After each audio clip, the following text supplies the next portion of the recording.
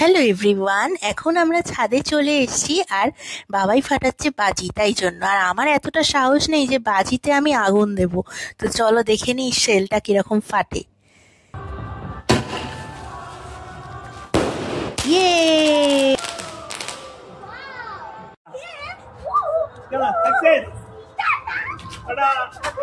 ভালো থাকো। না যতক্ষণ ততক্ষণ উড়ে যাবে।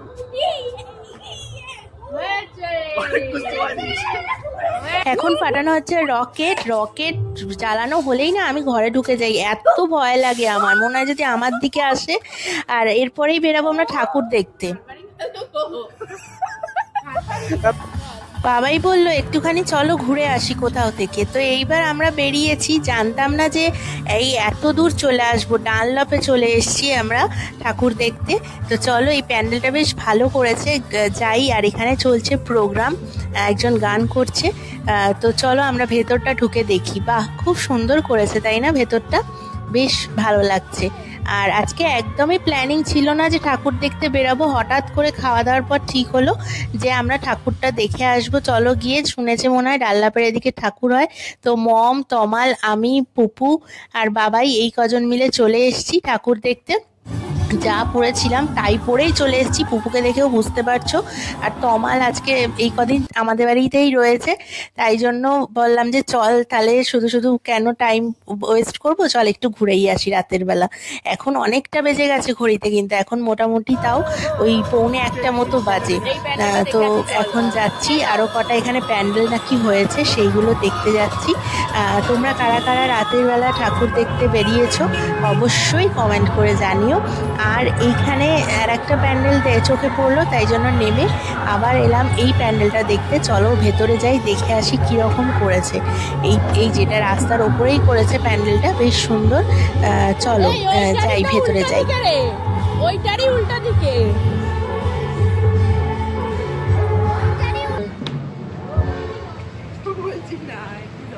জিভ বার করাইতে হবে, জিভ ঢোকানো হবে নাকি?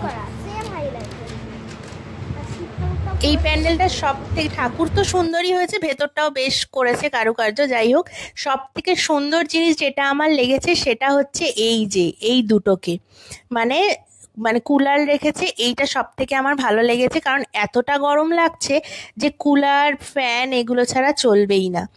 আর একটা জিনিস তোমাদেরকে দেখাচ্ছি, এই দেখো, দেখেছো ও কিরকম ঠাকুর দেখতে বেরিয়েছে?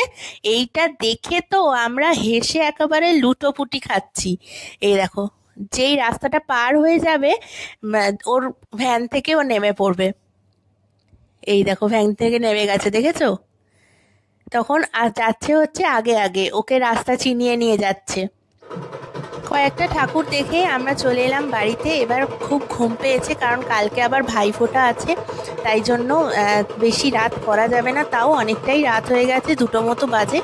আর এখন এসছি আমাদের যে দাসপাড়ার প্যান্ডেলটা সেইটা দেখতে।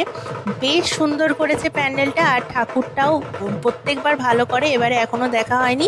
চলো ভেতরে গিয়ে আগে ঠাকুরটা দেখে নিই। আর এখানে ঢাকিরা ঢাক বাজাচ্ছে মনের আনন্দে। তো চলো ভেতরে ঢোকা যাক। কালকে আবার বাবার অফিসও আছে। এই ভাইফোঁটার দিনটা অফিসগুলো একটু ছুটি দিলেই তো হয়, তাই না? কি জানি কেন ছুটি দেয় না। ভাইফোঁটার দিনটা তো খুব ইম্পর্ট্যান্ট একটা দিন সবার জন্য, বিশেষ করে বাঙালিদের জন্য।